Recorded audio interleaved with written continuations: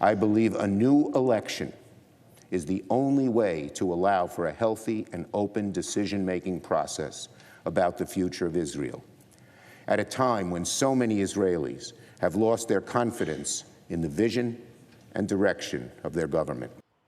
Critics are going after Senate Majority Leader Democrat Chuck Schumer for those comments he made just last week. Brian Kilmeade is ready to join me now with his thoughts. Both the White House and Israeli Prime Minister Benjamin Netanyahu shutting down Schumer's calls for new elections in Israel. Because the president understands that that's up to the Israeli people. That's up to the Israeli government that they elect to determine whether and how, if there's going to be new elections, what that would look like. I think Schumer's statements are wholly inappropriate. I think the only thing that we should be focused on is changing the regime in Gaza, bringing down the terrorist regime of Hamas and not the duly elected government of Israel. Republicans also had plenty to say.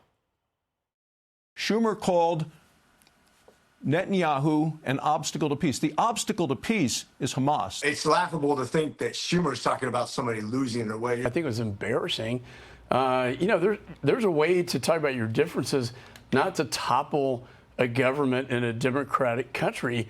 And I think, Shannon, it's indicative of now the split in the Democratic Party between the base. Brian Kilmeade, Fox and Friends co-host and host of the Brian Kilmeade radio show and One Nation and every other hour on Fox, is joining me now. Hey, Brian, it's great to see you. These were really strong words coming from our top Jewish leader here in America. Israeli Prime Minister Benjamin Netanyahu has linked Schumer's speech to overseas leaders demanding new U.S. elections after 9/11 and called the comment totally inappropriate. I'd say that is quite the understatement. Yes, and I don't know what Senator Schumer was doing, but he knows what he was doing. It wasn't someone catching up to him in the hall, Hillary Vaughn catching him up to the hall and saying something that maybe in retrospect he wanted back. You know, he's great at reading right from the page. This is exactly what he wanted to say and the way he wanted to say it.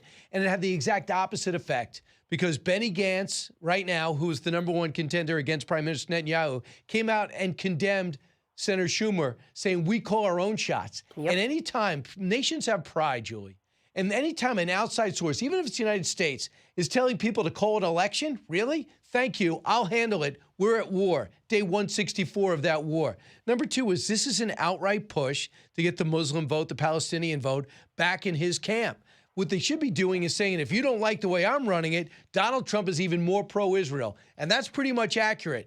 And they can't have it both ways. You have Admiral Kirby going, no, we're not telling you what to do. Yes, you are. And then you have President Biden saying, it's a really good speech. That means you support it. You can't have it both ways. You're calling for regime change, too. Yeah. And so is the whole administration. You can't have it both ways. Yeah. Condemn it or support it. Yeah. When you don't condemn it, you support it. Yeah, how about condemning the leaders of Hamas and trying to reorganize their organization, their terrorist organization, and stick to the good guys, our allies.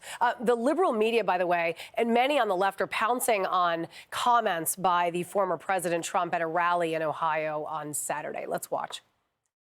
Now, we're going to put a 100% tariff on every single car that comes across the line, and you're not going to be able to sell those cars if I get elected.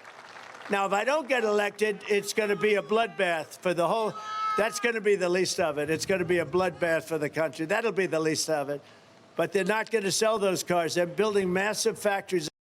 He was talking specifically, obviously, if you have ears, about the auto industry. But the legacy media, well, they're blasting out headline after headline after headline, totally devoid of any context, just letting the word bloodbath hang out there for interpretation. Critics popping off. Elon Musk posting, this headline is deceptive, as he was referring to the auto industry. Shame on NBC. Another commented, NBC pushing the bloodbath hoax now. Ohio Senator J.D. Vance was at that rally. Listen. Now you have this ridiculous attack on Donald Trump coming out. He was saying that if you allow the Chinese to dominate the EV industry, which is what Biden's policies are promoting, you're going to destroy the auto industry in this country. It's going to be a bloodbath for the auto industry. It shows how low the media is willing to go to cover for Joe Biden. They know that they cannot win this election, so they're just going to lie about him for the next 8 months, which is why it's so important that we have real journalists, why we have X.com, why we push back against this craziness. It is crazy. The Biden campaign straight up mischaracterizing Trump's comment with a statement.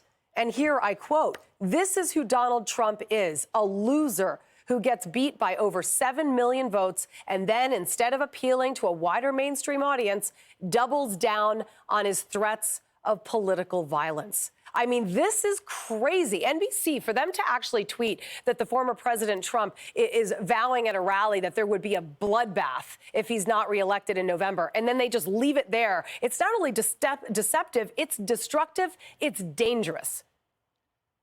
Well, I mean, it's so obvious what he was saying. And what people have to do is understand that Donald Trump, their offense is not going to be Joe Biden on offense because they're afraid to bring him out. And NBC has just confirmed that with the insider source using 3 separate sources. It says that Joe Biden is frustrated because his people don't want to let him talk. They want Trump to talk, and they want to be able to just clip Trump statements and then say, listen, America, you don't want that guy again.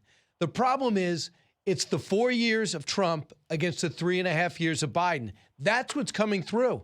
And when they see that unjustly clipped, that adds to it. Say, listen, we all went to Trump University. So did the entire world. We know the way he talks. In extremes, he tries to make everything vivid, and he's talking about the economy, and they're trying to bypass the USMCA in China and make their Chinese cars in Mexico get their discounts on the free trade agreement. That's what he's referring to. And I'll bring it to another area that I think is important. The people that defended Trump wasn't Jim Jordan and Lindsey Graham and J.D. Vance. It was Mike Turner. It was Senator Cassidy who came out. And they were the ones, and Mike Pence, one breath after saying, I'm not going to endorse Trump, he said, of course, bloodbath was meant about the auto industry. So even people that are somewhat skeptical on Trump on the right, who will vote for him, understand what's happening here. In other words, let this whole thing play out. Don't make up phrases. Don't make up points of view. Put it to Donald Trump and then make him defend it. Now the first half hour of every Sunday show is, can you believe what Donald Trump said? Let's welcome a random Republican. We've seen this movie before. It doesn't end well for Democrats. Yeah, it's still like get caught in a lie. Then, take everything that the Biden administration says with a grain of salt. That's the lesson that they are teaching American voters. Brian Kilmeade, great to see you. Thank you so much. Go get him, Julie. Thank you so much, too. You too. Hey, everyone. I'm Emily Campagno. Catch me and my co-hosts Harris Faulkner and Kaylee McEnany on Outnumbered every weekday at 12 p.m. Eastern, or set your DVR. Also, don't forget to subscribe to the Fox News YouTube page for daily highlights.